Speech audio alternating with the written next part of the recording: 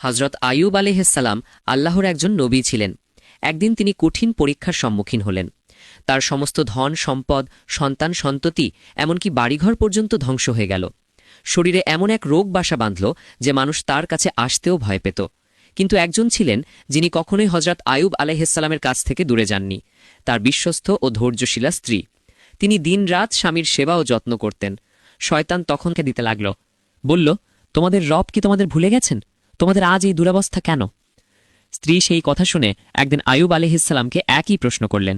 এই কথা শুনে হজরত আইয়ুব আলাইহিসসালাম রেগে গেলেন এবং বললেন, যখন আমি সুস্থ হয়ে উঠব তখন তোমাকে ১০০ বেত্রাঘাত করব।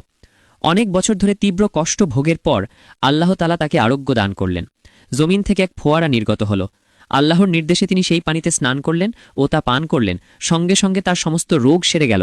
তিনি সম্পূর্ণ সুস্থ হয়ে উঠলেন। এখন ছিল তার করা প্রতিজ্ঞা পূরণের পালা। কিন্তু তার স্ত্রী তো ছিলেন ধৈর্য ও বিশ্বাস্ততার প্রতীক। তখন আল্লাহর হুকুম এলো, তুমি ১০০টি খেজুরের ডাল একত্র করে একটি আঁটি বানাও আর তাকে একবার আঘাত করো।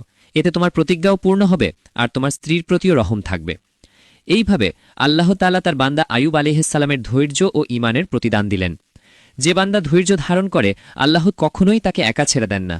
আল্লাহর নেওয়া পরীক্ষা যতই কঠিন হোক, তার ফল ততই মিষ্টি হয়।